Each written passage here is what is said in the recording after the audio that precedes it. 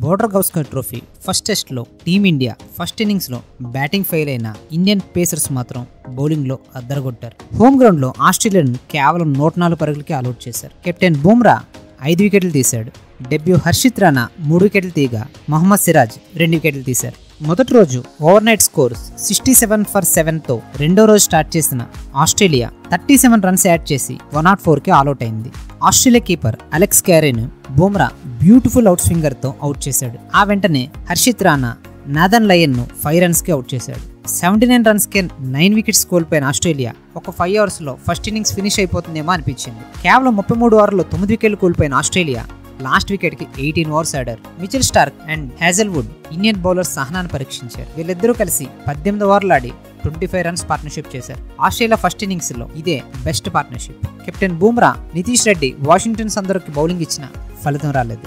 Lunch break ముందు చివరి ఓవర్లో Mitchell Starc Harshit Rana bowling లో బిగ్ షాట్ కోసం ట్రై చేసి పంత్ క్యాచ్ ఇచ్చి అవుట్ అయ్యాడు. దీంతో మన టీమిండియాకి 46 రన్స్ లీడ్ వచ్చింది.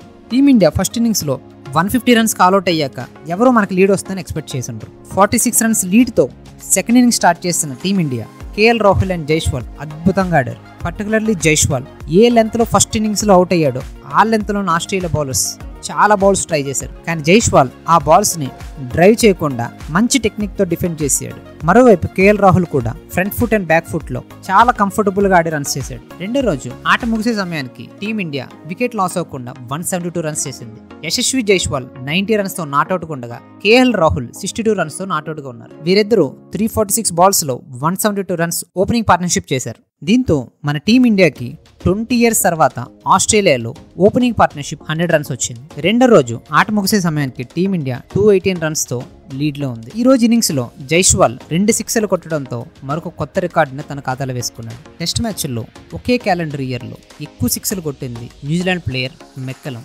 33 సిక్స్లు. జైస్వాల్ ఈ ఇన్నింగ్స్లో 2 సిక్స్లు కొట్టడంతో టెస్ట్ మ్యాచ్ల్లో ఒకే క్యాలెండర్ ఇయర్లో ఎక్కువ సిక్స్లు కొట్టిన ఘనత సాధించాడు. అంతేకాకుండా ఒకే క్యాలెండర్ ఇయర్లో ఇండియా తరపున ఎక్కువ రన్స్ కొట్టిన గౌతమ్ గంభీర్ రికార్డును కూడా బ్రేక్ చేశాడు. గౌతమ్ గంభీర్ 2008 క్యాలెండర్ ఇయర్లో 1134 రన్స్ చేశాడు. ఆ రికార్డును కూడా జైస్వాల్ అధిగమించాడు. ఫస్ట్ డే బౌలర్స్కి బాగా అనుకూలించిన పిచ్ సెకండ్ డే బ్యాట్స్మెన్కు అనుకూలంగా మారింది. ఫస్ట్ రోజు బౌలర్లు 17 వికెట్లు తీయగా రెండో రోజు బౌలర్లు కేవలం 3 వికెట్లు మాత్రమే తీయగలిగారు. ఈ టెస్ట్లో ప్రస్తుతానికి టీమిండియా చాలా కంఫర్టబుల్ పొజిషన్లో ఉంది. సెకండ్ డే కంప్లీట్గా మన టీమిండియా గ్రిప్లోకి వచ్చింది. థర్డ్ డే కూడా మన టీమిండియా బ్యాటర్స్ ఇలాగే బ్యాటింగ్ కంటిన్యూ చేస్తే మంచి లీడ్ సాధించి ఆస్ట్రేలియాకు బిగ్ టార్గెట్ ఇచ్చే ఛాన్స్ ఉంది. మొదటి రోజు బ్యాటింగ్లో కేవలం 150కి ఆల్అౌట్ అయిన టీమిండియా పేసర్లు విజృంభించడంతో ఆస్ట్రేలియా 104 పరుగులకు ఆల్అౌట్ చేశారు. రేపు మన వాళ్ళు అట్లీస్ట్ 2 ఇన్నింగ్స్ బ్యాటింగ్ చేయగలిగితే మన ఇండియాకి మంచి లీడ్ వస్తుంది. బోర్డర్ గౌస్కర్ ట్రోఫీ ఫస్ట్ టెస్ట్లోనే టీమిండియా నెగ్గే అవకాశాలు చాలా ఎక్కువగా కనిపిస్తాయి. దట్టు పెర్త్ స్టేడియంలో ఫస్ట్ బ్యాటింగ్ చేసిన వాళ్ళే ఇప్పటి వరకు గెలుస్తూ వచ్చారు. సో పాస్ట్ రికార్డ్స్ కూడా టీమిండియాకి చాలా అనుకూలంగా ఉన్నాయి. మన టీమిండియా సెకండ్ ఇన్నింగ్స్లో ఎంత స్కోర్ చేస్తారు, ఎంత లీడ్ వస్తుందని మీకేమనిపిస్తుందో కామెంట్ చేయండి. Thanks for watching.